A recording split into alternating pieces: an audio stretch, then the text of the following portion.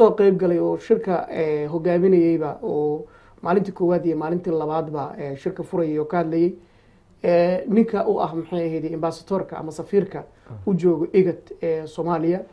ninka la yiraahdo nadiif ninka la yiraahdo Mr. Nadiif dhikaasoo runtii ay ka muuqatay markii uu hadlayay qiiro aad u ballaaran oo yiri anagu Soomaaliya de waxaan u nimid on dhiigana inaan u daadino aan ugu nimid waxa way inaan badbaadino waxna u qabano ummadda Soomaaliyeed umaanan imaanin sida dadka Soomaaliyeed qaarkood laga yaabo inay aaminsan yihiin inaan dhaqaale ku helno ama lacag aan ku qaadano waanan imaanin waxa runtii aad u sharxay gobolada Soomaaliya iyo sida ay maaragtay ahamiyad u kala siinayaan iyo sida ay u kala muhiimsan tahay waxa uu soo dhaweeyay runtii oo aad uga hadlay in arrimaha Soomaaliya ilaa ciidan Soomaaliyeed oo Soomaaliya ay leedahay la helo ay aad u fogtahay in wax badan la qabto xoogana saarayaan sidii ciidan Soomaaliyeed lagu dhisi lahaa oo Soomaali ciidankeeda ay lugeeda ugu istaagi lahayd markaasna wuxuu yiri wax badan ayaa la qaban karaa wadanka soo wax badan la qaban karaa marka waxyaabo badan oo noocaas ay runtii ayaa meesha looga hadlay dadkii Soomaaliyeed ee ka soo qayb galay marka iyo fikirkoodii way kala fikir duwanaayeen oo dad ay meel isugu yimaadaan wad garanaysaa oo qof walba meel buu ka hadlayaa qaar way eedeynayeen oo waxay lahaayeen igad waxay u joogtaa meesha inay maaragtay lacag iska qaadato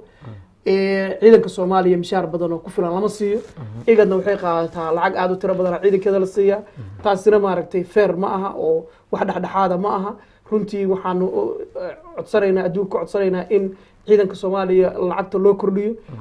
qaarkood waxay ku eedeynayeen in lahaayeen maxay ahayd ciidamada igad waxay meesha u joogaan in iyagu ay maaragtay maxay ahayd dhaqaalahooda fiirsadaan kaliya laakiin wax badan inay qabtaan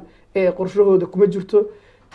qaar kale oo runtii aad iyo aad ayaguna soo dhaweynayay oo u hambalyeynayay wax qabadka igad oo laha wax badan baad qabateen guul badan baad gaarteen waa idinka mahad celinaynaa maxay ahayd sida aad diyaar ugu tihiin inaad wadankeena dhiigeen u urtaan oo aad intaas Soomaali inta noo soo jartaan wadankeena timaadaan inaad wadankeena badbaadisaan waa idinka mahad celinaynaa waan idin garab taaganahay qaar badan oo lehna waa jireen araadaas oo dhan baa la isdhaafsaday markii maalinta habeenkii ugu dambeysayna waxaa laga soo saaray meeshii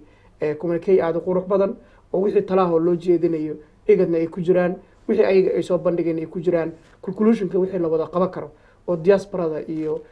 Soomaaliyeed ee wadanka UK ku nool iyo igad ay wada qaban karaana lagu soo bandhigay ayaa lagu soo gabagabay aad ayaad mahadsan tahay gudoomiyaha jaaliyadda Soomaaliyeed ee UK Cabdi Cumar Cali oo stuudiyaha nagu soo booqday aadan kaaga macalina waqtiga aan siisay